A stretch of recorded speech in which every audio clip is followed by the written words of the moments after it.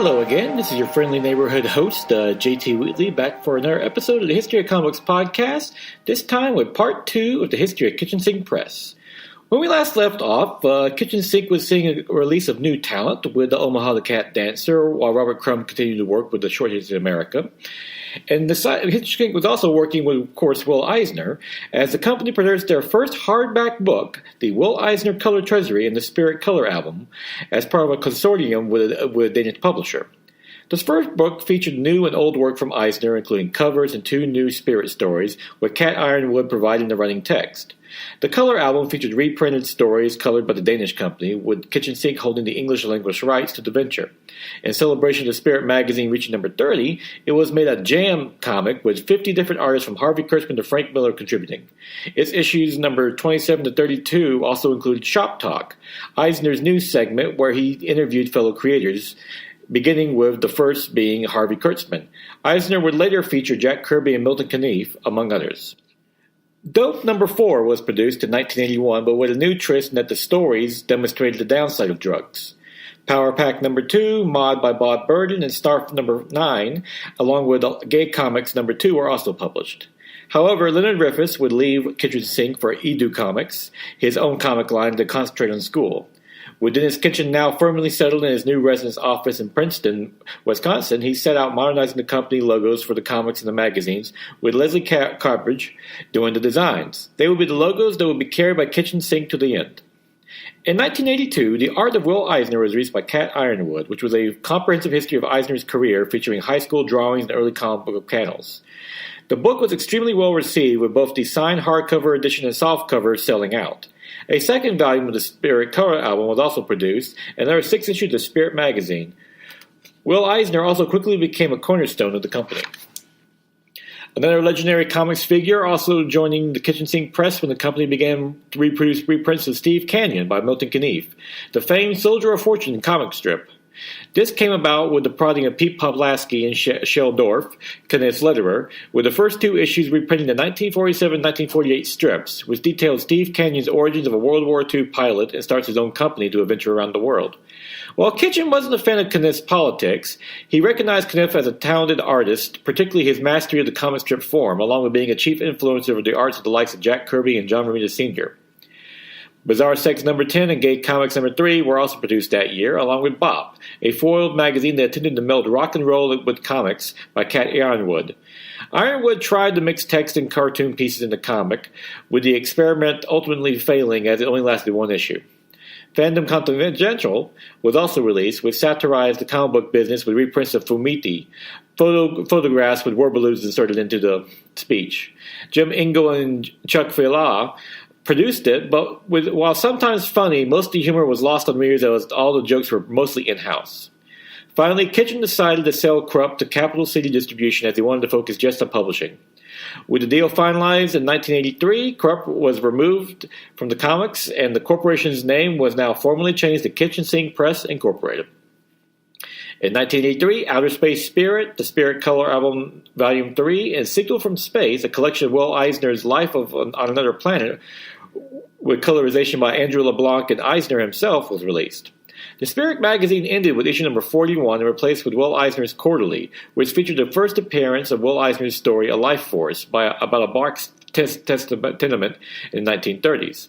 Kitchen Sink tried reprinting the Spirit in color, but failed, something Eisner could have told them, as he always intended the stories to be depicted in black and white, similar to how black and white movies are horribly colorized today. They did start up the Kitchen Sink Pipeline, a bi-monthly newsletter in response to the new direct market. Originally, Kitchen Sink would produce their books first and then told retailers they were available. With the new direct market, though, books had to be advertised 3 months in advance, with covers produced and prices set, which the new newsletter was for, so the retailers could order them.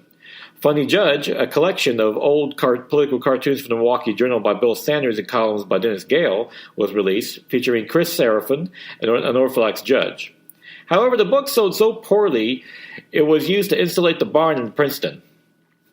Gay Comics number 4 also came out, not only being one of the Kitchen Sink's last black and white comics, but also addressed the issue of AIDS in the 6-page story Safe Sex, the first time comic books ever addressed the subject.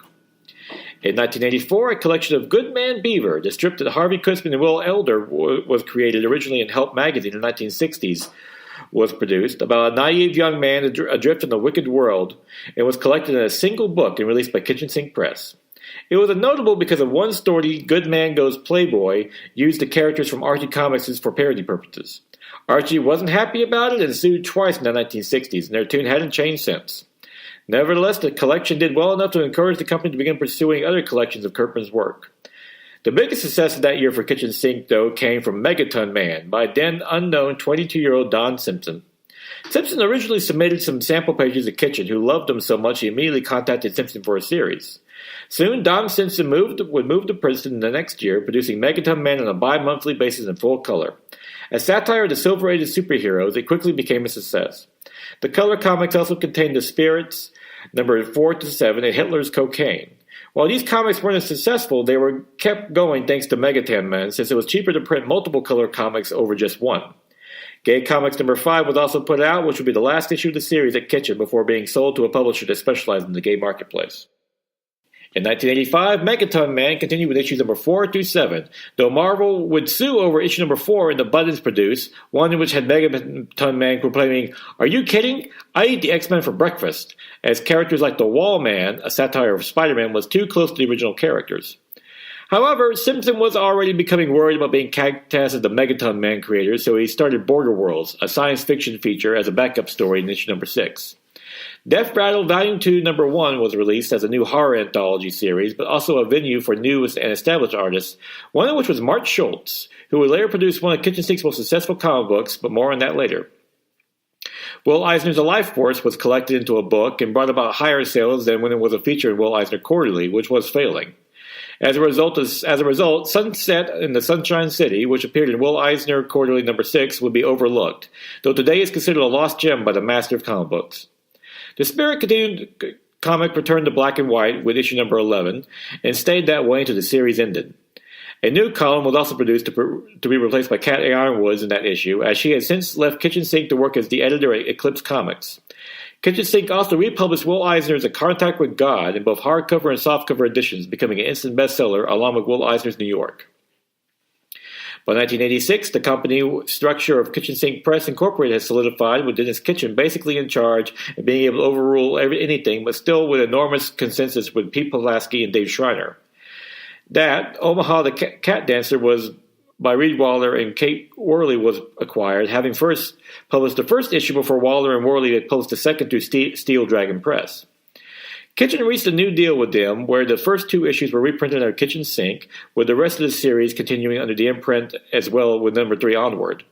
The series was an instant success and much needed, as Megaton Man ended with issue number 10, while Don Simpson took his backup feature, Border Worlds, about a doomed space station on a collision course with a planet, into a black and white series. However, it didn't have the impact of Megaton Man. Meanwhile, Death Rattle continued in black and white with issue number 5. Issue number 8 was significant, though, as it featured the first story of Xenozoic by Mark Schultz, whose art invoked Wally Wood, though sometimes a bit too much. However, the story was so popular with editors at Kitchen Sink and readers that they planned Zoozac Tales series was planned for the next year. Kitchen Sink was also released Alien Fire by writer Anthony F. Smith and writer-artist Eric Vincent, a high-concept science fiction series about a group of travelers searching a scorched earth for goods and selling them to other alien races. The series was favorably received by critics, but its highbrow content would ultimately doom it by the next year. Will Eisner Quarterly, meanwhile, concluded with its 9th issue due to poor sales. Kitchen Sink did start reprints of Eisner's old Hawks of the Sea pilot strips from the 1930s, thanks to Spanish proofs being provided by Al Williamson, which Kitchen Sink Press was able to translate into English. On the new front, Will Eisner produced The Dreamer's Story, a semi-fictionalized account of the birth of comic books and the personalities who formed them. Recounting classic tales such as when Jack Kirby confronted a mobster at his old studio, Eisner did get some friction from Dennis Kitchen because he felt he was being too nice to Harry Donenfeld and Jack Leibowitz, the founders of DC. However, Eisner countered he never really worked with them, so he really couldn't say how bad they really were. Perhaps the most important reprint of 1986, though, from Kitchen Sink Press was Harvey Kurtzman's The Jungle Book, which first appeared in 1959 in a cheap paperback format by Ballantine Books. Featuring 4 stories that satirize everything from detective stories to westerns, along with being the first appearance of Goodman Beaver, it quickly garnered a cult status with fans, and Kitchen Sink Press jumped at the chance of producing a prestige edition. Pete Pawlowski reconstructed and colored the cover, Art Spiegelman gave a hand-lettered introduction, and Kurtzman even provided commentary. When the deluxe hardcover was released, it wasn't an instant bestseller, but garnered strong word of mouth, and a softcover edition was released later due to its success. To date, it remains one of the favorite books the Kitchen Sink staff ever produced. However, another important event that year emerged with the foundation of the Comic Book Legal Defense Fund, originally founded to defend Michael Correa, the owner of Friendly Frank's, a comic book store, who became a target of a legal action of carrying books like Kitchen Sink Press, Home of the Holiday Dancer, and The Bizarre Sex, along with the riskier content from their publishers. Free speech attorney defended Correa, and it ultimately had the conviction overturned thanks to funds raised by Kitchen Sink Press and various other comic book artists. By 1990, Dennis Kitchen had the Comic Book Legal Defense Fund fully incorporated into a nonprofit that provided legal defenses in similar cases. It remains an important free speech and protector of comic book rights to this day, and I encourage all listeners to donate to the cbldf.org. In 1987, the farm in Princeton was remodeled with art and editorial rooms added. Unfortunately, Holly Brooks left the farm in late 1986, a devastating personal blow to Dennis Kitchen. Jim Glassford had returned to the company, though, and started running the warehouse. However, a glut of new comics led to a downturn in the industry, affecting Kitchen Sink when Alien Fire ended with issue number 3 due to diminished sales. Border Worlds by Don Simpson was also ended with issue number 8, while other stalwart books like The Spirit and Snarf performed poorly. However, Zinizek Tales No. 1 by Mark Schultz and Omaha the Cat Dancer did well, resulting in the later getting the collected Omaha Value 1. As for Xenozoic Tales, which told of a world where humans and dinosaurs coexist, the sales dipped with issue number 2 and 3 before number 4 saw them pick up again, as creator Mark Schultz started refining his art, evoking both Wally Wood and Frank Frazetta. Kitchen Sink Press continued reprints as well with Mail Call, a collection of Milton Keynes' World War II strip in its entire run, including a classic pinup of the character Mace Lace, was released, as was Steve Canyon's 40th anniversary special, with Knief recalling the origins of the character. It was sadly one of his last recollections, as the comic strip great would pass away in 1998. Will Eisner created a short graphic novel, The Building, about 3 people with different stories about living in a tenement building. While considered one of Eisner's minor work, it still sold well. Kitchen Sink also produced a new record, a 33 1/3 RPM Spirit picture disc, with Eisner providing the cover, but it only broke even when released. It included 5 different versions of Every Little Bug, a little ditty Eisner wrote back in 1947, along with music by John Christensen. In 1988, Kitchen Sink started reprinting Al Cap's classic Little Abner's strip, of which Dennis Kitchen had been trying for years to get the rights to reprint the classic comic strip, and the Cap estate only finally agreed with Kitchen detailed the money they could be brought in. Kitchen was a fan of the series, especially during the period the great Frank Frazetta did the pencils for the strip. His female characters were quite beautiful. It was an ambitious plan to reprint the entire 43-year run over 54 volumes. Kitchen Sink Press also completed negotiations with King Features to reprint the classic Flash Gordon strip of 1951, which also included art by Frank Frazetta and writing by Harvey Kurtzman. Flash Gordon was originally created by Alex Raymond back in the 1930s, and he and Milton Knief were considered one of the 2 great innovators of the adventure comic strip. As for Knief, his Steve Canyon was converted collections to semi-annual softcovers after his death, to great fan response. Another reprint, Betsy Baddies by Harvey Kurtzman and Sarah Downs, was released, a series of 1-page strips that first appeared in Playboy about a young woman trying to set up an apartment in the city. Other books there were Will Eisner's The Life Force, which was collected into a 1 edition, along with Omaha Volume 2. Blab, Monty Beauchamp's digest-size magazine, was also produced as a tribute to Mad Magazine. Kings of Disguise by James Vance and artist Dan Burr, a Depression-era miniseries about a 12-year-old boy looking for his father, was also released. An epic in scope yet personal, it followed the young Freddie Block from Detroit to California while enduring all the rail rides, labor riots, and communal living. Kitchen had met Vance a year before, who presented him with the outline for the story. Kitchen immediately loved it and hooked up with him with Dan Burr to be his artist, while other Kitchen Press regulars such as Pop Pawlowski, Harvey Kurtzman, and Mark Schultz would provide the covers. The series was an immediate critical and commercial success. Another was Melody by Sylvia Raincourt and Jacques Vauban, which told the true story of Rancourt's life as an exotic dancer in Montreal. Rancourt wrote the story and provided the rough layouts to Bovin, who translated her French to English while finishing out the art. It made for a charming addition and perfect companion to Omaha. Meanwhile, despite production delays, Zeozoic Tales kept getting more and more successful.